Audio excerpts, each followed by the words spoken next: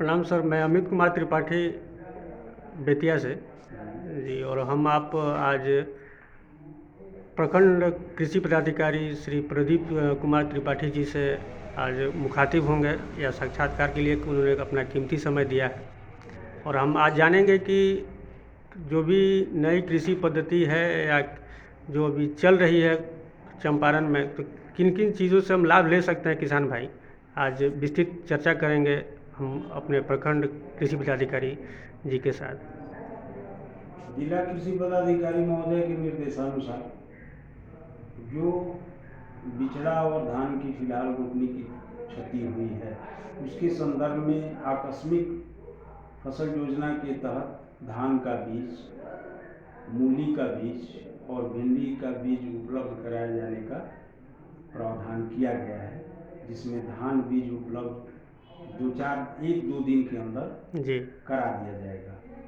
इसके अलावा पिछले वर्ष जो है आकस्मिक फसल योजना के तहत राई और सरसों का भी बीज उपलब्ध कराया गया था। हो सकता है कि सरकार इस बार भी आगे जैसी परिस्थिति बनेगी वर्षापात की, उस हिसाब से राई और सरसों का बीज भी उपलब्ध कराया जाए, या उस समय कुछ सब्जियों का बीज भी उपलब्ध वैकल्पिक व्यवस्था के रूप में कराया जाता है।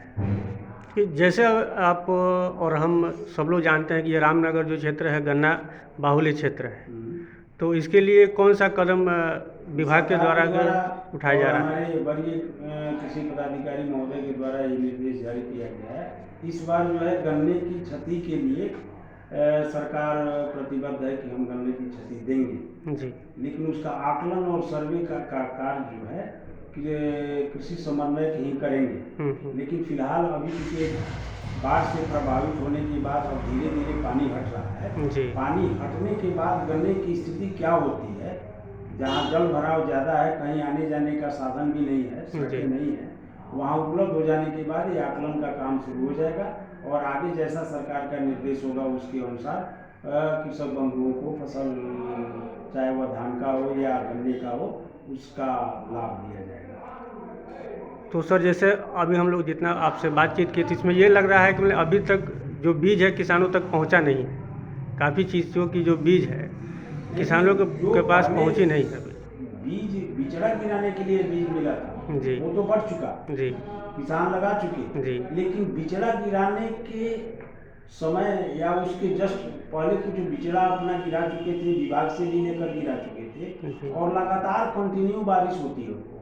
वैसी परिस्थिति में बिचड़ा समाप्त हो चुके हैं बहुत देरों का। हाँ, कई लोग तो 3-3 बार कई बिचड़ा डालने के बाद ही उन्हें अपना रोपनी बंद कर दी है। हाँ, करने के बाद भी फसल नष्ट हो गया है जी।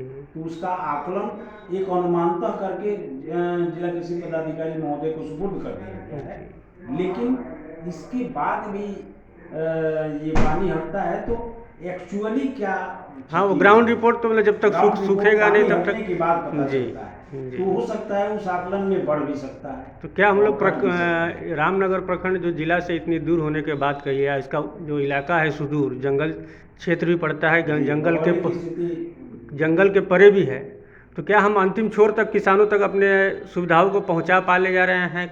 इसमें हम पहुंचाने में सक्षम हैं जी। वहाँ भी हमारे कृषि समन्वयक हैं जी, जो होम डिलीवरी भी वहाँ बीजों का दिए हैं। जिस दोन इलाका है जी जी जी, वहाँ होम डिलीवरी भी आपको दिया गया है जी। आपकी जंगल के साइड में जो विलेजेस हैं जो हमारे फार्मर हैं उनको होम डिलीवरी भी बीज भी दिया गया है और आकस्मिक योजना के तहत भी आएगा तो उसे भी उपलब्ध कराया जाएगा अंतिम बिंदु तक। जी, तो इसके लिए बहुत बहुत धन्यवाद सर। पर नए किसान जो भी जुड़ना चाह रहे हैं कृषि से, जो नए लोग हैं या पढ़े लिखे जो कुछ इस कोरोना महामारी में अपने आप को अलग पा रहे हैं समाज से, वो सोच रहे हैं कि कुछ किसानी के साथ कुछ आगे बढ़ के करें, तो उनके लिए क्या नई पद्धति हो सकती है या क्या आपके सुझाव हैं ताकि वो लोग आपसे जुड़ें? वैज्ञानिक तरीके से खेती की बात तो की जाती है जी, लेकिन कृषि के क्षेत्र में वैज्ञानिक तरीके से खेती करने और उसमें विशेष रूप से जुड़ गए हैं किसान रासायनिक विधि से खेती करने, जो बिल्कुल ही रसायन पर आधारित हो गया है। जी, जैसे उर्वरक भी रसायन, कीटनाशक भी रासायनिक है और आपका फंजीसाइड भी रासायनिक है लेकिन अभी सरकार हमारी जो है, कृषि विभाग जो है, जैविक खेती प्रोत्साहन योजना के तहत किसानों का रुख मोड़ना चाहती है जी और उसके लिए कुछ लाभ भी देगी सरकार। जी और जो जैविक कॉरिडोर बनाए उसमें भी लाभ दे रही है, जी वित्तीय सहायता उन लोगों को मिल रहा है।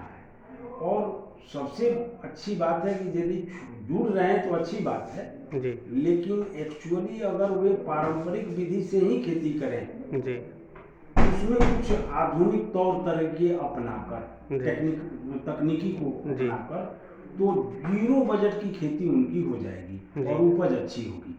पर उसके लिए और आपने विशेष रूप से है आपका जैविक आधारित खेती, जी जो आपके घर में सामान उपलब्ध है उन्हीं का उपयोग करके, प्रकृति से प्रदत्त जितनी वस्तुएं हैं आपके हमारे इर्द गिर्द, जी उन्हीं का उपयोग करके वे खाद के रूप में, इंसेक्टिसाइड के रूप में, फंजीसाइड के रूप में, हर्बिसाइड के रूप में ये सब उपयोग करेंगे तो जीरो बजट की खेती हो जाएगी।